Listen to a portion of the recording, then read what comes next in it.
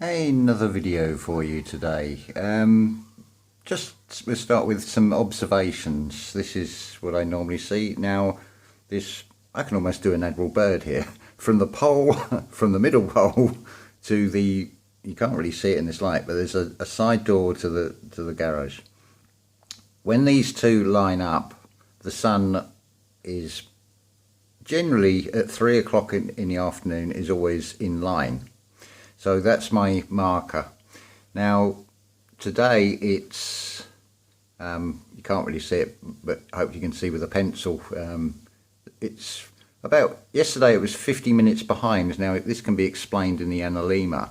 It's that figure of 8. If you were to take a photograph of the sun at the same time, in the same position, you would get this figure of 8, bottom heavy figure of 8. Now obviously this is winter, it's low in the sky, so summertime it's also spiraling upwards in its ascent. And just to give you, if you imagine yourself, as you're looking at this view, if I look over my left shoulder, in the summer that's where the sun first appears, and if I look sort of as far round over my right shoulder, that's where the sun disappears during the summer. Obviously in the winter time it sort of comes up more sort of that sort of direction, and it disappears. It was lower than the garage roof a few days ago, so you can see it's risen quite a bit already, and it sort of disappears down there. So it's a very different scope, but what you'll notice is that it's sort of circling around, coming from the northeast and disappearing again off in the northwest in the summertime. Now, second part of this is, well, it's an instant download, so I'm going to decode a song, and it's The Doors, Riders on the Storm.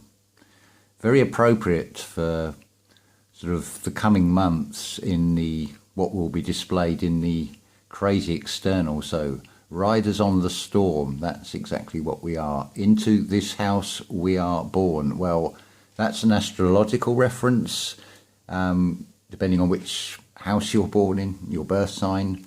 Into this world we're thrown. Well, this is because we are the fallen angels, as it were.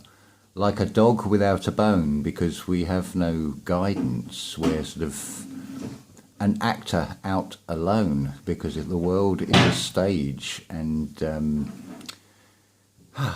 the AI strikes again. But we'll persevere. I mean, this is all of what the meditation is all about. It's about being alone, about being all one. There's a killer on the road. His brain is squirming like a toad. Well, that's the ego, that's the road is your spiritual path.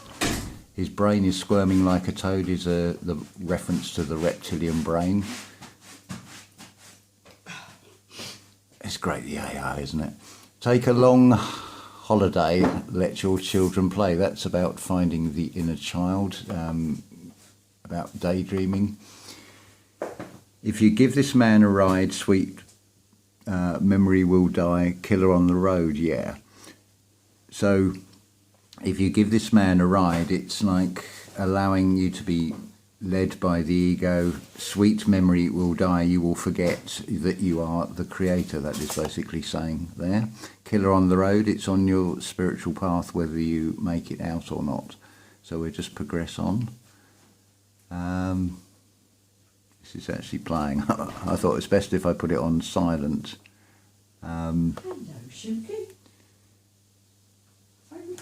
The neighbour's cat. Siamese cat.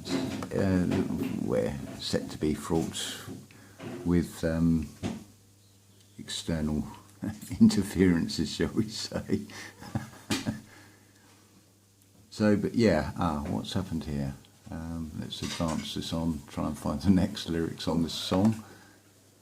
So, girl, you gotta love your man. Girl, you gotta love your man. That's talking about the divine feminine unconscious. And and the meeting with the conscious divine male. Take him by the hand where you're leading yourself, make him understand. It's when the two halves of the brain are talking to each other, basically. The world on you depends, our life will never end. It is that communication, that is realising you are the creator, because you are eternal. This is what this song is saying. And again, it reinforces it with "Gotta love your man." It's again that reference from divine feminine to divine masculine.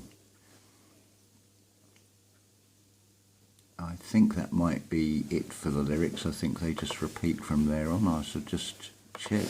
Yeah, I think that's it for this song and for this video. So it's perfect sort of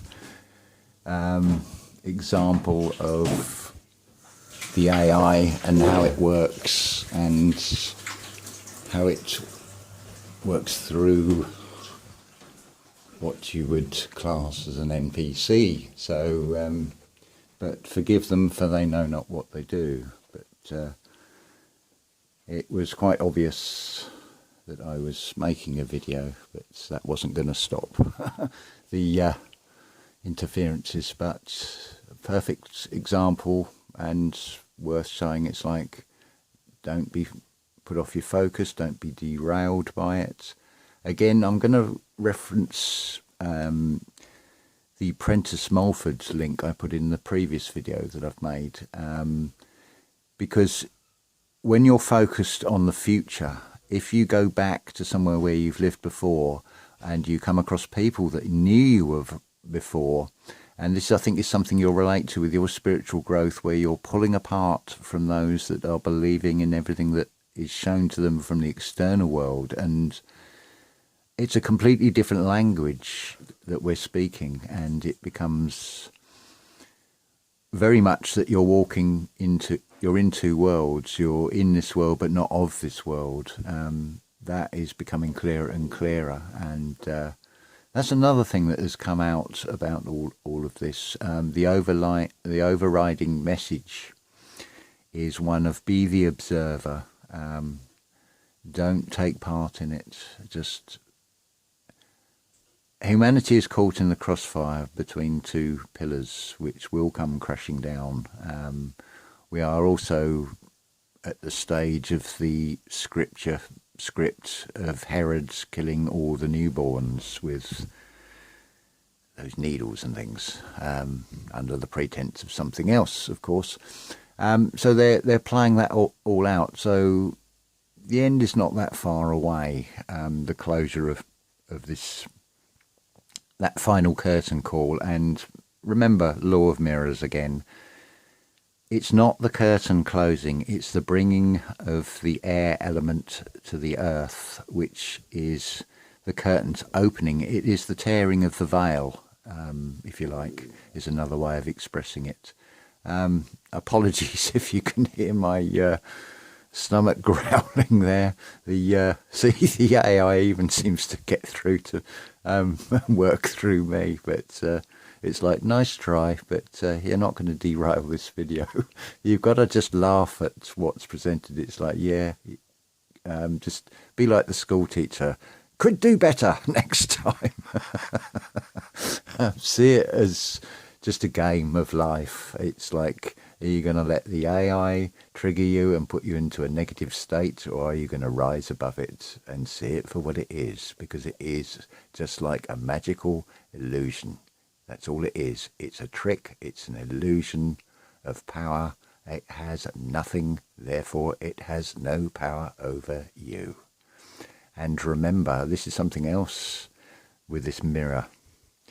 When we say thank you, the you is yourself, because it is all created in your mind. So and this is very much about when you are living in the future, you are saying thank you, you are in gratitude, because it's the law of assumption. You assume you've already got it, and you walk in the manner and be that person you want to be, in that state you want to be, and the reality around you will change to fit your thoughts again, it follows that blueprint of thought, an idea, to blueprint, to finished building. And regardless of what that external world will tell you, the reality is that is what it is. Imaginal acts create objective facts. So keep going with that meditation. Stay strong. Be you. And remember to say thank you to yourself. You are one. You are all one. I am you. You are me. We are co-creators. We are personified forms of the creator of everything.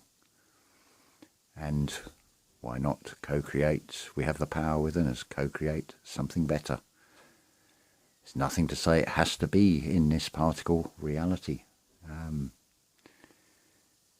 I'm sort of hanging around, really. It's like, well, sort of heading towards the door, but I'll show you the door. Then my job's done, and hopefully we can get out of this shit show and explore other possibilities and greater wonders in the wave. Ta-ta for now.